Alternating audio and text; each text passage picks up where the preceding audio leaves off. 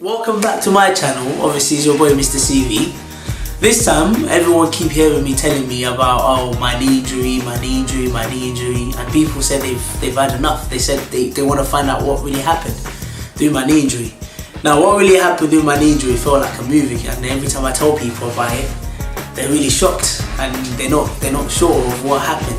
And I can remember what happened. When I was back at uni I was very fit.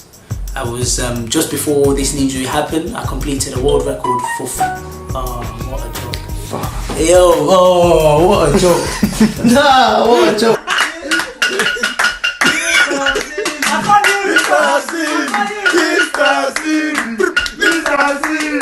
This is your boy Mr. CV, I'm back again, and obviously this time what I'm going to be talking about is my knee injury. A lot of people have been asking me, you keep banging on about this knee injury, what actually happened? People actually want to find out what happened.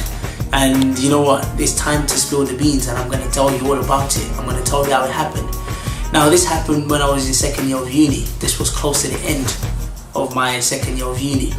And you know what, when this happened, this was a pivotal moment for me. And it was a time where it was so difficult. And you know what, it was actually a big lesson for me. And you know what, they did say God gives his strongest soldier his strongest battles, and I was one of God's strongest soldiers. So, and I'm glad that, because if it was someone else, most likely it would have broken down. But while I was at uni, I was a very fit individual. I was very fit. When I mean I was very fit, I mean I used to play sports. I was part of the futsal team, I was part of the football team, I was part of this team, that team. And even just before this knee injury happened, I was part of a team that completed a world record for futsal, playing for 45 hours. And in that futsal, I played for 36 hours of futsal, non-stop. And it was absolutely mad. That might have contributed to the injury, I don't know. But on this particular day, I remember while I was at uni, my routine normally was I wake up, I normally try and get to the gym about 6 o'clock in the morning. After I finish in the gym, I go to work, or I normally go to uni, or I go to work, or I just had a set routine. And on this particular day, I woke up, went to the gym. On my way back, I went to uni, then I went to work. Then I literally, after that, I went home and I was just relaxing. But this time I had a very good friend of mine, and she used to call me every time, and we used to talk, we used to just relax and chill. And then on this particular time, it was in the night. This was about 10 o'clock, and literally she called me. As soon as she called me, I picked up, we spoke, and then as soon as I put the phone down, literally I felt something at the back of my knee. And wow, it was like a sharp pain, very sharp pain. So I stood up, I walked around the kitchen, and you can imagine I'm just by myself, I'm living with myself and my flatmates. So I stood up, I walked around my kitchen, I was hopping on one leg, I was trying my best to fight off this injury, but nothing's happened. So obviously I'm trying my best to fight it off, and then literally I called up the ambulance. They started asking me silly questions. Are you breathing? Are you this? Are you that? I'm like, what do you mean I'm breathing? Just come and help me, like I need help. And then literally, as I'm sleeping, I put my leg up. I had to sleep with my leg up. I changed direction, I changed this, I changed that. Still, the pain wasn't going away.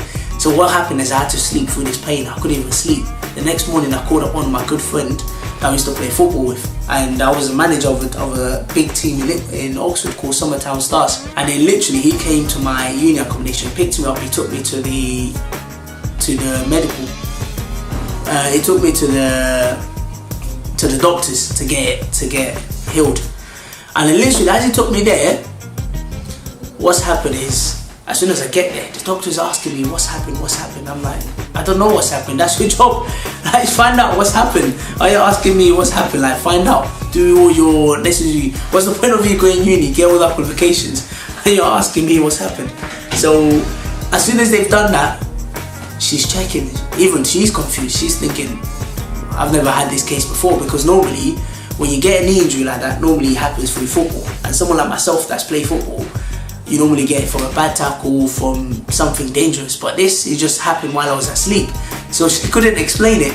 So what's happened is, she now tried to help me, gave me this, gave me that, blah blah, but still nothing is happening. So what's happened is, all of a sudden, and all this has happened, as soon as this happened, from being fully active, now I was now in a wheelchair, I'm using crutches, I'm using this, so it was so tough for me. And you can imagine, I've got a lot of coursework, I've got a lot of exams to deal with, and on top of that, having to deal with another knee injury.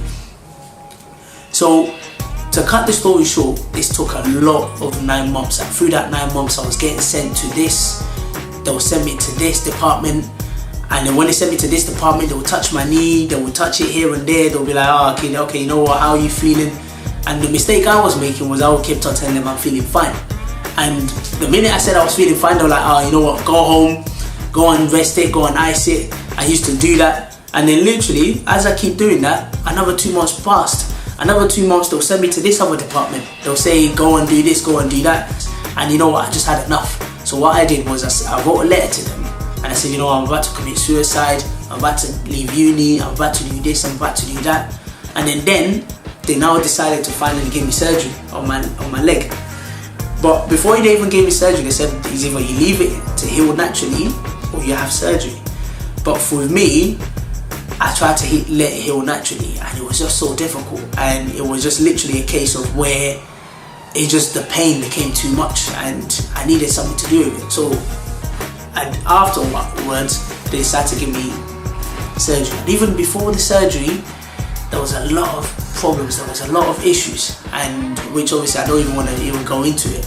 But the day they decided to give me surgery, they were supposed to tell me that I needed someone to be with me, because when they give me the anesthetics, it's going to affect me afterwards. But because they didn't tell me, I didn't get anyone. I just said, you know what, I'm okay with myself.